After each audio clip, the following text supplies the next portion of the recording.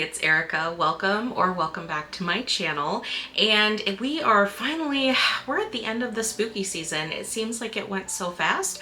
I started getting in the mood for some some horror, some seasonally appropriate books in September, and we're finally approaching Halloween now. I do enjoy horror, but I don't read it very often, and I don't typically read it outside of fall because I'm super cliche in that way.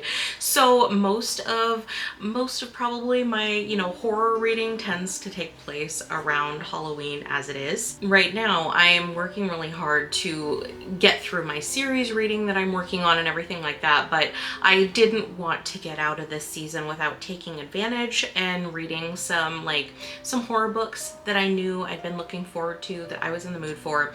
So this video, you are going to see me talk about, I was going to say 3 different books because 3 of these books are new to me, I guess, but technically you're going to see me talk about 4 different books that I read within the last, I don't know, has it been 6 weeks or so? I started sometime in September, so here we are.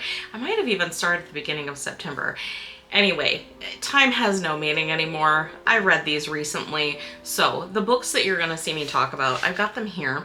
I am gonna be talking about Fever House, which is the first book, and The Devil by Name, which is the second book in the Fever House duology. This was a reread, but I read it here one day super fast, and then I followed it up with the sequel. And then another new book for me that I have read was, ooh, that light, man. It's The Buffalo Hunter by Stephen Graham Jones. And then actually I don't know, a few days ago finished reading Something Wicked This Way Comes by Bradbury. So you are going to come with me on a journey as I talk about these books. I filmed my reactions to the Fever House duology and Buffalo Hunter, my thoughts. I filmed those reviews, I guess I should say, shortly after I finished those books. And then after you see me talk about that, so you're gonna see past Erica in just a minute, I'm gonna come back here and I'll give you my thoughts on this one, because this one was also a reread, but I haven't reread it since the 90s. I read this when I was a kid, so for all intents and purposes it was a new book because I really didn't remember anything.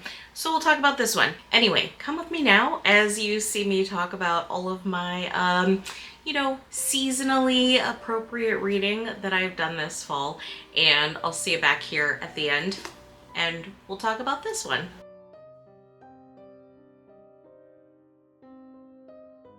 I finished The Devil by Name, which is the second book in the duology Fever House by Keith Rosson, and well, my feelings on this one were pretty mixed. So the first book in this duology, of course, is Fever House. I loved this book. When I read it, I feel like I read it shortly after it came out. I flew through it. I thought it was fantastic. This ends up being kind of a zombie apocalypse event. This entire book takes place over a very short period of time. I think it's actually just a couple of days. There are some flashbacks to past events that are relevant, but the majority of this book is incredibly fast-paced over, well, you see this hand. This hand is doing some weird things in this story, making people behave in some weird ways, and everyone that comes into contact with it changes, and the change spreads and things get out of control very quickly. I really loved this. I loved this so much I could not wait for the second book to come out in this duology. Funny I say that because I did buy the second book, which is actually what we're going to be talking about. We will. Let me get to it. This is relevant. Trust the process.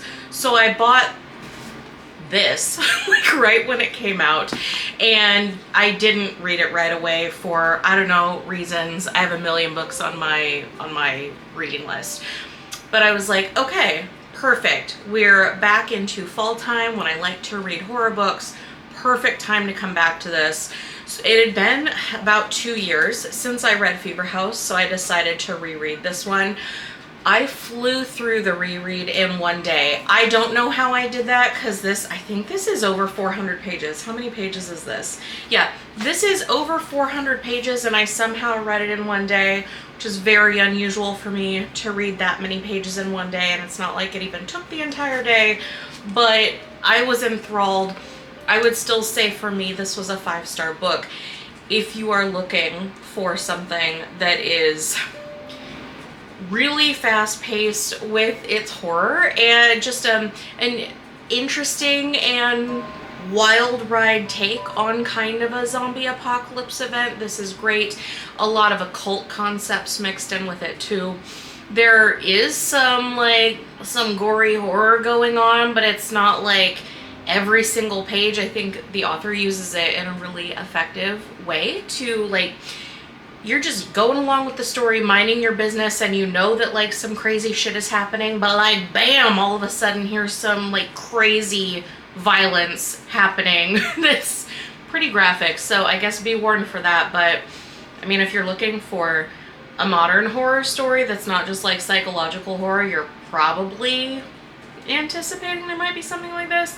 I don't know, I don't read a ton of horror, and I'm not really into extreme horror kind of things. I wouldn't think that that's what this is, but there's some pretty graphic violence in this. But I loved this book. I loved it. 5-star book. When I did that one day reread, I was like, hell yeah. Now I'm even more hyped to pick up the sequel, right? Wrap up this duology, figure out what happens. Then I picked it up. Picked up The Devil by Name, and it was pretty much from the beginning, it just felt different. I am gonna say some non-spoilery things about my thoughts, and then I will talk about some of the specific spoilers, I suppose, if I have any at that point. I'll put a big warning before I do. The Devil by Name, right? We still see some of the relevant objects in the story on the cover. This picks up 5 years after the events of the first book. And the first book ended on a massive cliffhanger, a huge cliffhanger. This one just skips right ahead 5 years later, right? With that 5-year jump, that means instead of getting to see what happens in the ongoing middle of the apocalypse event unfolding, which was done so incredibly well in Fever House, which I was excited to continue in the sequel, we just skip all that interesting shit and we jump ahead 5 years to see what's happening now. And so it ends up being more of, I don't know, I felt like I had seen this before in so many ways, because so many stories focus on the aftermath of a massive apocalypse event where there's zombie-like creatures. Last of Us, I'm looking at you right now because you're the one that I'm currently I mean, I'm in the middle of the series. I just finished watching season 2 within the last couple of months, and so it's so fresh in my mind that we've already seen so many stories like this that pick up years after an apocalyptic event where humans have been turned, and we're seeing surviving factions and shit. Obviously there's a huge demand for that kind of story because they're extremely popular. I mean, The Walking Dead went on for years and years. Is it still going? I feel like it is, or at least the side stories are still going. I know Walking Dead, even the fans of it, many of them at some point were just are we really still doing this? I stopped watching The Walking Dead, I want to say maybe around maybe after season 3 or 4. It's been so long I can't remember, but I stopped watching a long time ago because even at that point, it just felt like rehashing the same concepts. So when I got to this and I saw, instead of the really fresh, exciting, hardcore, in the moment action of the start of an apocalyptic event, that was this book and just continuing the story from this book that I felt was incredibly compelling.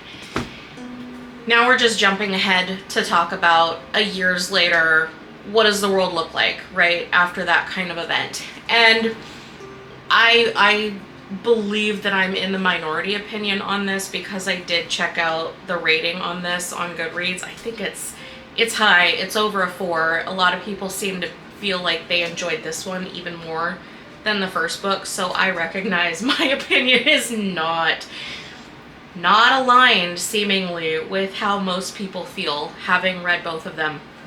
But it just didn't have the same freshness. It felt so preoccupied with reminding you constantly that this is 5 years later. Hey reader, this is 5 years later. 5 years have passed since what happened before. Keep that in mind. It's been 5 years. Like, dude, I get it. I understand how a time jump works. But it kept focusing on like the self-awareness that it had been 5 years since the events of Fever House.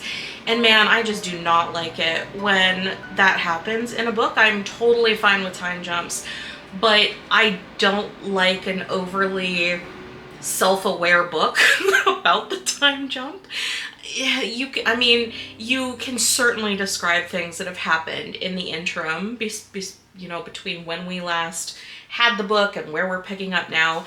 But this was like, some books hyper focus, and I'm like, if you're gonna hyper focus and keep referencing that there's been it's been this long, then man, just pick up the story from where we left off. Why are we even doing a time jump if we're just gonna be hyper focused and self-aware? It's very distracting for me as a reader when an author or when really anyone, like any storyteller, takes that approach. Like, then just don't do the damn time jump to begin with. Just pick up where we left off and we'll watch it unfold. So from the beginning, I really felt differently about this book. Like, I'm talking chapter 1, I could tell it was a very different vibe because we were going to be focused on over-explaining to the reader, like, it's been 5 years, it's been 5 years, keep that in mind, it's been 5 years. So I already was like, oh, I think this is gonna be a tough one for me. And unfortunately, it was a tough one for me. We're introduced to some new characters that we never met in the first book. We do have some characters that we're still following that survived the first book, but obviously things are different for them because it's been 5 years. Don't forget that. It's been 5 years. And I just wasn't that interested in seeing what was happening now. Also, because it had been 5 years and where we picked up, I felt like the events in this book didn't really make sense for there to have been 5 years. It just felt like an oddly too long amount of time for what they were trying to say was unfolding now. And I'll talk more about that in when I talk about spoilers in a minute, but the timeline didn't really make sense to me. It felt like the things that were happening in this book should have come to a head a lot earlier than 5 years later. So overall, I mean, the writing was still good, and there was like a lot of violence in this. So if you like the violence of Fever House, there's a lot of violence in this one too. But that same kind of like flying along at light speed with events happening, boom, boom, boom, it didn't have that same magic in this one. And so for me personally, I rated this at like a 3. It took me days to get through this. I didn't find myself excited to keep coming back to find out what was gonna happen, but I was like, I mean, I'm interested enough to keep going, but like, I'm glad this is only a duology, because if it was longer, I would not continue the series after this one. I guess he could. I mean, I haven't heard that it's going to be longer than a duology. Everything I've seen says, no, this is a duology. But I feel like if they wanted to, they could make this into a longer series. If that happens, I personally won't be continuing. So unfortunately, this one was a dud for me, which was extremely disappointing because loved this, loved the hell out of this. Struggled on this one. Those are all of my spoiler-free thoughts on this. So if you haven't read it yet, I mean, like I said, I'm in the minority on this. I know based on the ratings, people seem really into this book and they feel like it was better than the first. So if you loved Fever House, then absolutely you should try this. If you haven't read Fever House at all, I would say Fever House still works as a standalone. Absolutely it does. And especially having read this, I'm like, I feel like if there had never been a sequel to Fever House, I don't think I really would have missed anything. So I would say you still can't lose reading Fever House. And if you read it and you love Fever House, go ahead and continue because you might love this. Most people seem to love this. So that's my non-spoiler thoughts on this. This is a warning now. I'm going to say a couple of things that are massive spoilers for this book. So if you don't want spoilers, please just I put chapters in this video, so by all means jump ahead now. So I'm gonna say some spoiler things, and so like jump ahead now or forever hold your peace about spoilers, okay? So I'm gonna say some spoilers. I cannot believe that where we left off in Fever House, right, with like all the dudes in Nick's apartment, like Nick in his mother's apartment, and the phone is ringing with the message about to play, and that's where we leave off, and that's where I was so excited to pick up this story. And we don't even get to see that like far into the book when it had for me way less impact. I would have been so much more interested to see chapter 1, page 1, we pick up right there, right, with the phone ringing with the message on it, and then we see all this shit go down for like everybody in the world. I wanted that story. I wanted this to watch like, I don't know, the few days or a week right after that moment, like pick up at that moment and then show me the next week of shit going down. That's what I wanted. And instead, picking up 5 years later was so anticlimactic, especially since I just finished a reread of this like the day before I started this one. It felt so anticlimactic because like Fever House had you at like this hyper state of alert, like, oh my god, what's about to happen? We know this message is gonna play and people are gonna lose their fucking minds. And we don't get to see that. We just jump ahead to the same old zombie apocalypse that we've seen a million times. And I was like, oh, okay, this is what we're doing, I guess. I also really was so disappointed that they didn't go more into like the demony devil occult side of things. The way that the author used Matthew, it was Matthew, right? That was the father of Nick or whatever. Look, I read this whole thing and still I'm like, was it Matthew? Look, I'm pretty sure it was Matthew. Let's just go with Matthew. I'm like 99% sure that's what it was. Using Matthew's journal to like document his evolution into whatever like was possessing him or whatever it was, it could have been fine, I think, to use that as a device. But like, my goodness, how convenient that he goes before he moves into this dude's apartment and buys a journal and decides right at that moment before like to start like recording everything and how he feels and what he sees and what he thinks, recording conversations verbatim. It was just really not believable. And look, this is a zombie apocalypse story with like cursed body parts and shit.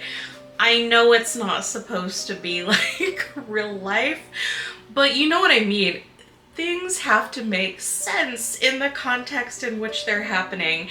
And a normal person, the odds that they're gonna go and start a journal, number one, immediately as some crazy shit like starts going down, so low. Two, that journal is gonna document like all of these little relevant moments that maybe a third party reader wants to know about, and conversations word for word. Unbelievable, dude. Come on. Like that is not that I cannot meet you there if you're gonna tell me that's what happened. I'm sorry, but I just can't. It's not believable. And again, so disappointing that we didn't focus more on like the evil. I don't know, was it a demon? Was it the devil? I don't think we ever got that answered. If it was answered, it was either too ambiguous for me to deduce the answer to that, or maybe I just didn't give a fuck at that point, so maybe I missed it. But I don't think we ever got that answer. I would have really been interested to see more about that. Kind of along the same lines, the fact that this entity, right, it's working on, like, it's been in Matthew's body all this time, right? And now all of a sudden it's decided to get out of captivity and jump into this other asshole and like try to hook up with Catherine or whatever.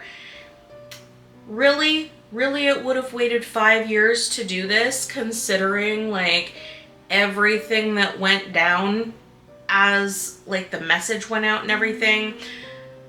It's waited 5 years when its evolution into that dude's body took like, I don't know, a couple days, as like they traveled across the country back to Seattle or whatever. Or was it Portland? Look, again, that's how much I was like, I don't care. So this being, whatever it is, this evil being, right? It only took a few days to basically fully inhabit that evil dude that it ends up inhabiting. But it waited 5 years to do this. Clearly it's a powerful entity. It manipulated Matthew within a very short period of time, convinced him to like cut parts of himself off. But it took 5 years to get into another body and try to hook up with Catherine again to finish the ritual or whatever. That's why I was like, I don't believe this timeline. I don't buy it. I don't buy that there would be reasonably 5 years between the events of the first book and the events of the second. I think the author probably wanted, for some reason, there to be this massive, like, portray a massive social shift, which is fine. A lot of authors and storytellers in, you know, movies and TV shows, they want to show like what happens long term to human civilization in some kind of apocalyptic event like this, right? Zombie apocalypse. Again, fine, even though I've seen it a million times, fine, if that's the story you want to tell.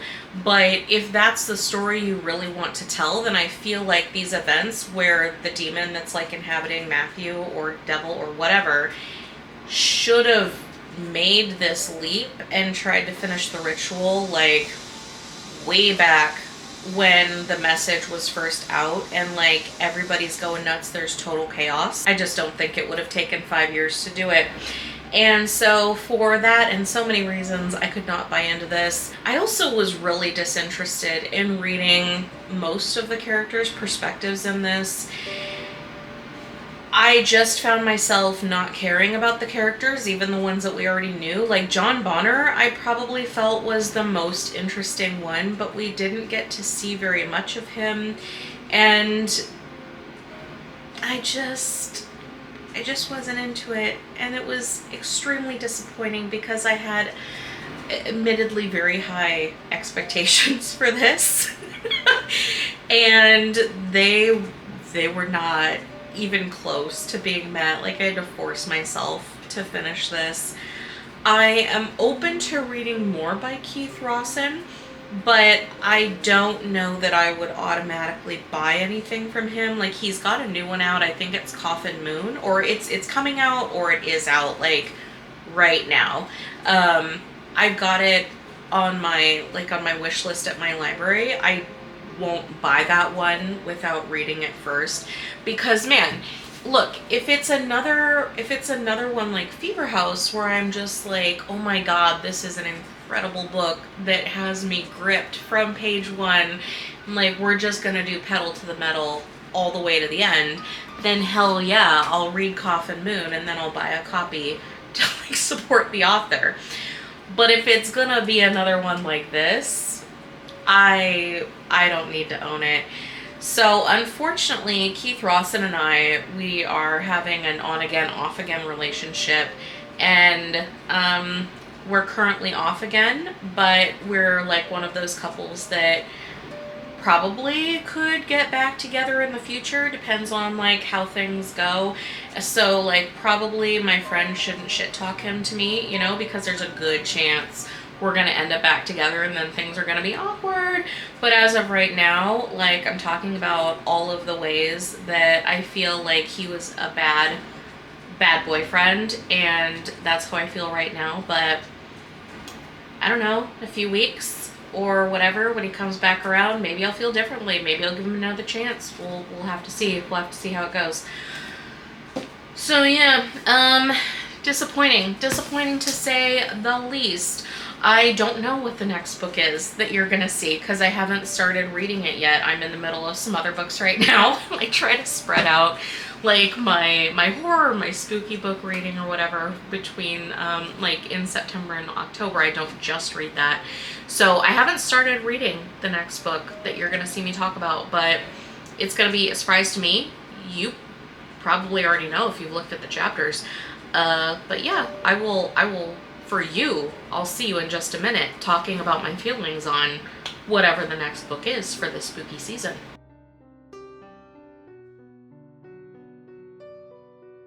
Oh god, my hair is doing something crazy today. You guys are gonna have to bear with me. I apologize. Anyway, I finished the Buffalo Hunter by Stephen Graham Jones. I finished this last night.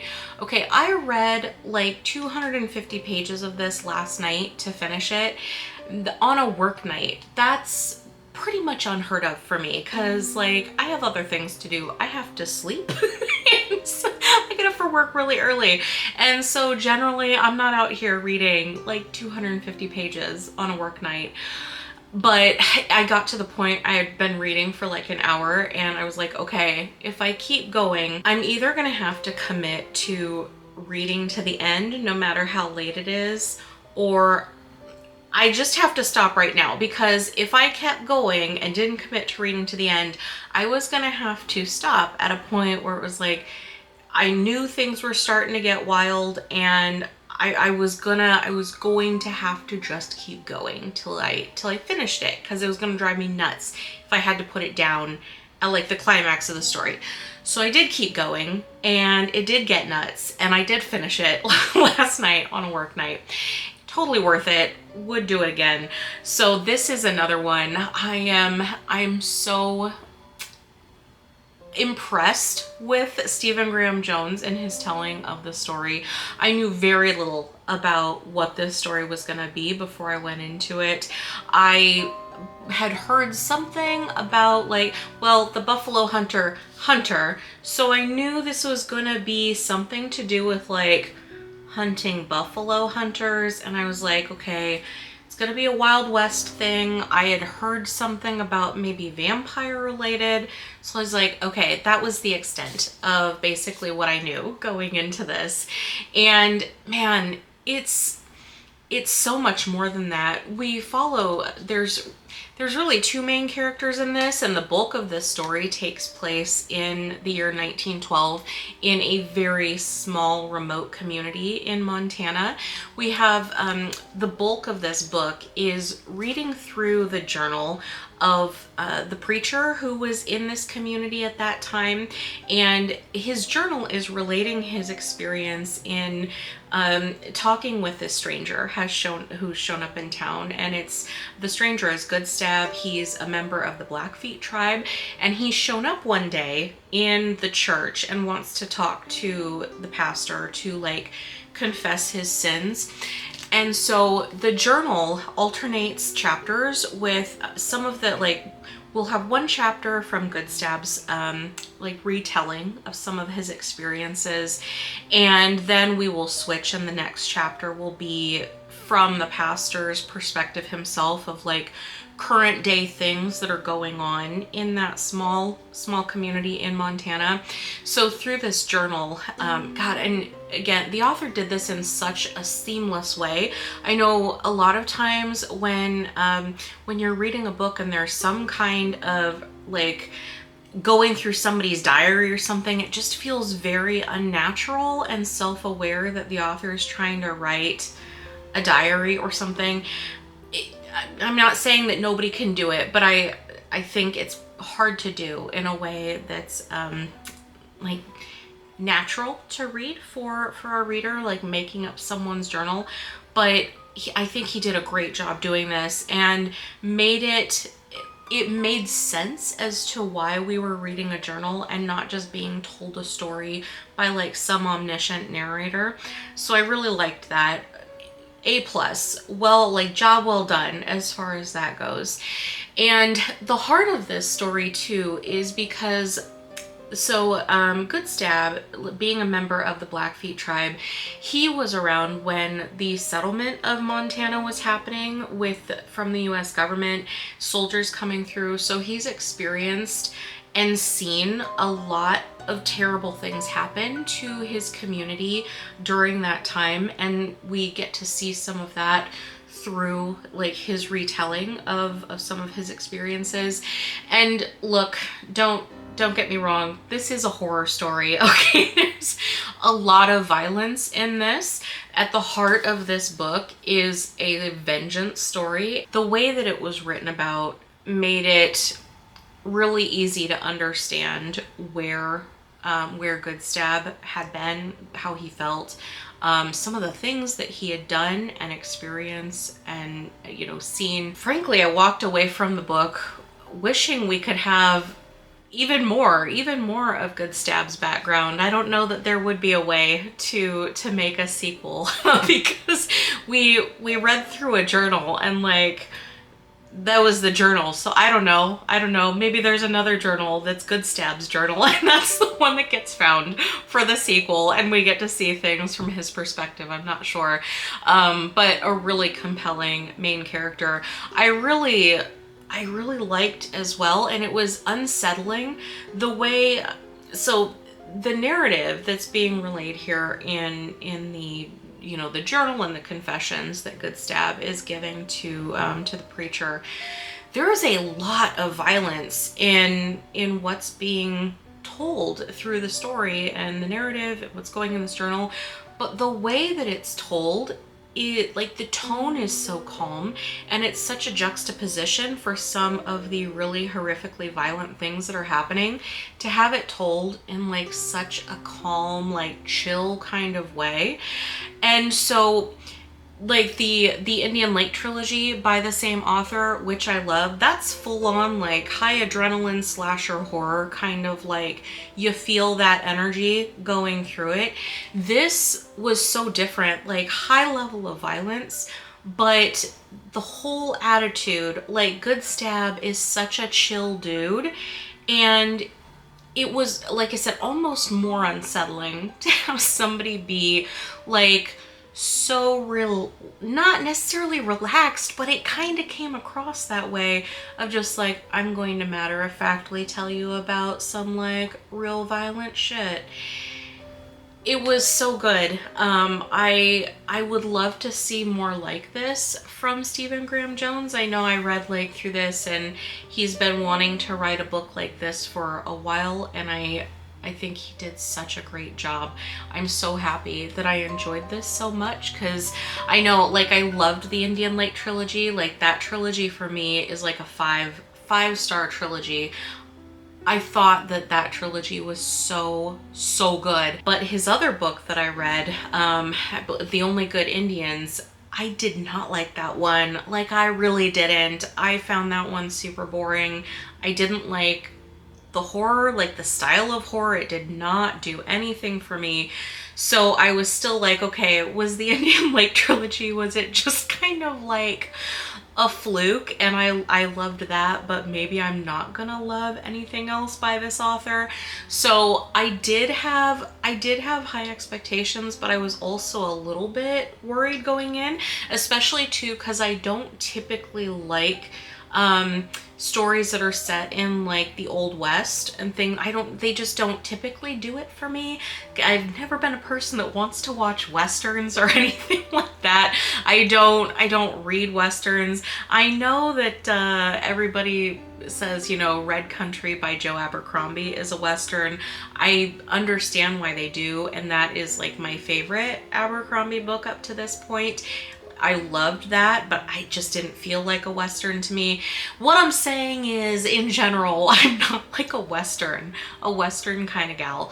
So I was optimistic, but also I was like, I'm going kind of into the unknown here because it's a Western and it's by this author where I'm like, I loved this one specific trilogy that was like slasher horror, but this is going to be a different kind of horror and an Old West setting. Well, okay, good news, because I loved it. I did not love it as much as the Indian Lake trilogy, but this was solidly a 4-star book. I just had it feels weird to say that I had a really good time reading it because so much of this book is driven by like really upsetting things, but it was an excellent book that I obviously had a hard time putting down because I read like 250 pages on a work night. So yes, I loved this. I have 2 more books actually by Stephen Graham Jones. I don't know when I'm going to get to them, but I do have them waiting. I think it's The Babysitter Lives, and hold on, let me check the other title. The other one is something like Killer on the Road or something like that. And they're both short, I think. I don't know when I'm gonna read them. Up to this point, so like I just read I was gonna say Fever House. That's not the one that I read. Well, I did read it, but I just read Devil by Name, and I guess I read Fever House, and now I've read The Buffalo Hunter. That's 3 like hardcore horror books within like a month. I am not generally a person who can read that much like hardcore horror, so I don't think I'm going to read the other Stephen Graham Jones books that I have soon, but that's only because like I need a little break. It's weird, right? Because I can read fantasy that's like super violent and like all kinds of battles and stuff, but when it comes to actual horror, I'm like, oh, I can only do so much, and then I need a break. I need to change it up with something else. Like, this is very heavy. So yeah, I'm not sure when I'll continue with him, but this really, it was so good to know that it's not just a fluke with his one trilogy that I really like. I think he's an author where he's just gonna write in a way that that I enjoy his stories. Frankly, I think his one book, The Only Good Indians, I think that was like the outlier for me, and that specific book just didn't work for me, but I'm optimistic, and this just solidifies my decision that like I'm willing to pick up really anything else from Stephen Graham Jones and give it a try, because I think there's probably a really good chance that that I'm gonna end up liking it. So that is all my thoughts. I'm not even gonna give spoiler thoughts for this because I feel like my non-spoiler thoughts actually said enough for this one. My feelings are just very positive. It works. It's a excellent standalone. There was nothing that I felt like wasn't answered to my satisfaction. There's definitely questions in this, but not questions where I'm like, we really needed to address that, what the hell happened, but more just thinking about some of the, the fantastical horror elements that happen in this. I'm like, gosh, I wonder what was behind that. But questions that you don't really need an answer to, just more like stuff that gets you thinking. So yeah, if you're looking for a really good standalone horror story, I would recommend that you give a try. Give a try to The Buffalo Hunter. And yeah, be prepared though, because a lot of violence relayed in a very chill kind of way. So yeah, that is all that I have. What's the next one? I feel like I'm gonna read one more for this. Let me go and check. Hold on. Yeah, so like every I don't know, fall/Halloween season, I try to specifically read a couple of like horror or spooky stories or whatever. And so this year, my third book, God, can you see that? Is that the glare? My third book is gonna be Something Wicked This Way Comes by Ray Bradbury. God, I read this so long ago, like a super long time ago. I had to double check when this was published because I'm like, man, I remember reading this like in the town where I lived. That's what my brain tells me, like how long ago it was, which means I would have been like really, I don't know, young, maybe like 8. But I was like, no, did it come out? When did this come out? It apparently came out in like the 60s. So yeah, like I know I look young for my age, but I'm not like that old. So it's definitely possible that my memory in here is accurate, and I did read it when I was like 8, which would have been the early 90s. So it's been a long time. Do not remember this book, but I'm going to read it and find out. So that is what I anticipate will be the next story that you see from me. My thoughts on this book in this video.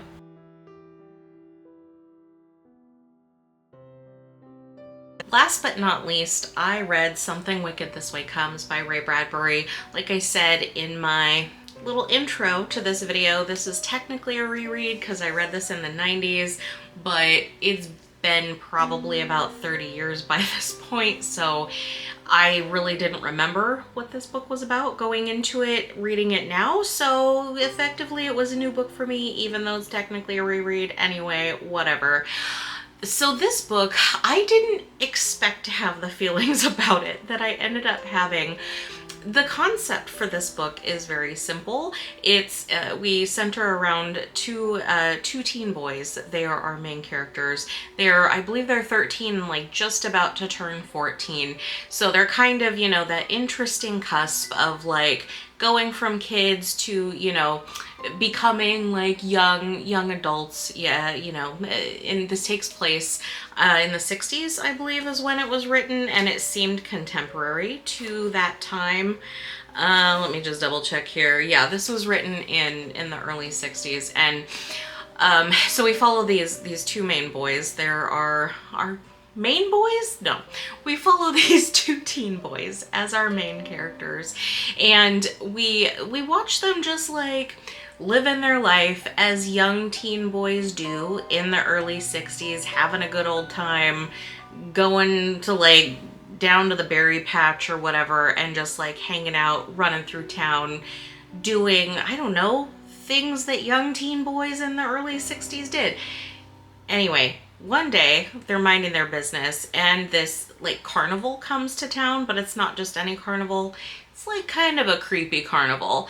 And right off the bat, you feel the mood in this book. You feel it come through when the carnival shows up, where it's not like in your face. It's not like a Stephen King kind of a thing. And I don't even know if Stephen King would be the appropriate comparison, but like you're just kind of getting this uncomfortable feeling when this carnival shows up that something's not quite right. And as we go along with them, watching them like go through the carnival, different people in town are going to this carnival, slowly the story progresses to like there's some wild things happening with this carnival and the people that are running the carnival, and like what their ultimate goal is and like what's behind it, right? Pretty, I don't know, not that complex of a story for what the story itself is. But I really didn't expect to have all of the feelings that I felt during this, which, as I say that, sounds kind of funny, and I don't even know I'm gonna try to explain what I mean. So we start off in a way it feels very innocent, right? Feeling these two guys, they're friends, they're doing innocent things that the youths do, right? Like we've all been there. We're just out like living our lives, doing things that kids do. All of a sudden they're faced with this task of kind of like bringing down this surprise evil force. So I mean, it's not really a unique concept for something that's horror, but what I found the most interesting in here, and my book jacket is being weird, what I really came at, like, I went through this focusing on one of the characters that we get a lot of focus on is the father of one of the teens in this book plays a pretty prominent role. And so much of this book was thoughts about like life and time and how short everything is. Everything isn't put into perspective. You know, we don't have that long here. Kind of like, what does it all mean? What is our place in it? The writing style of Ray Bradbury in this book, so much of it felt kind of, as I was reading through, it felt a lot like kind of a free-flowing, like a flow of consciousness kind of writing. And that tied into when we were seeing like the inner monologue of these characters, just how any of us might have our inner monologue, you know, where we have like these different connections that form as we're thinking about things, and like we might be thinking about something specific, but it brings our thoughts around to something that's maybe more abstract and ties it in. And that Ray Bradbury did that in this book with a lot of the inner monologue. It felt like just a stream of consciousness writing, being able to see into the mind of the characters that we're following here. And especially, man, like the perspective of the father and like the kinds of things that would be on his mind. And especially, so I believe that he's in his mid-50s in this book, which I am not in my 50s, but I'm closer to his age than I am to being like a 13-year-old. So there's so much of the perspective that he, you know, the father was having, the kinds of thoughts that he had on, you know, his own mortality and like his usefulness and like all of these things that were so relatable to me reading this as an adult, even though I guess technically it's like a middle grade book, right? But it was really such a, I felt like it even makes me, it's difficult to form words about my thoughts on this, because it really was just so much a feeling as I read it of like, damn, I relate to that. Really, you start to think about, as we age, I think it's very normal for most of us, we start to think about just how little time we have, you know, in the grand scheme of things, and we no longer feel like we're invincible. We know that we've got limitations.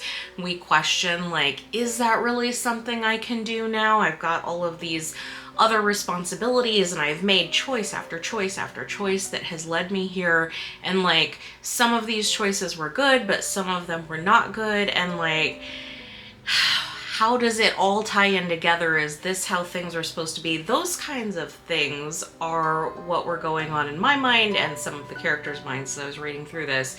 And so it ended up giving, I think I had like a mild existential crisis as I was reading this book, so which was not expected. It's like, this is like a middle grade book about a creepy carnival, and you know, when I read this as a kid, I certainly didn't have those kinds of philosophical questions about like my own mortality and my limited time on this earth. But man, reading it, well, you know what, I don't remember my reaction reading it as a kid, so I guess possibly I did, but probably not. But now though, reading it as, you know, I'm a full-blown adult at this point, nowhere close to being a 13-year-old, and this entire book just really put me in, I hate to say a difficult frame of mind, because I mean, it's not like it was a hard read, but I was more emotional reading it than I ever would have expected that I would be reading a book about a creepy carnival. Having said all that, one of the things that I also really liked, because this takes place in the early 60s, some of the language that like our two main characters, our teen boys, are using, I thought it was so interesting and fun, because like my dad has always had these words that he will use, and I don't know, I always associated them with my dad. but he, you know, he was born in like the early 50s, and so he would have been close to the same age as the main characters when this book came out. And so I just thought it was so fun, and it's honestly never occurred to me, like, you know, the slang, or I guess whatever he uses, it's just stuff that my dad says, and I've never really thought about it. But to see some of the characters in this book speak in like the same way and say some of the same things was actually very amusing. And so I did enjoy that part of it. If you've got parents who were, you know, part of like the boomer generation, maybe they do some of the same things, like different phrases that they say or whatever. You might see some of that in here, and it's gonna be it was a little weird for me to see it coming from, you know, two youths in this book rather than out of my dad, but it was fun and I liked that.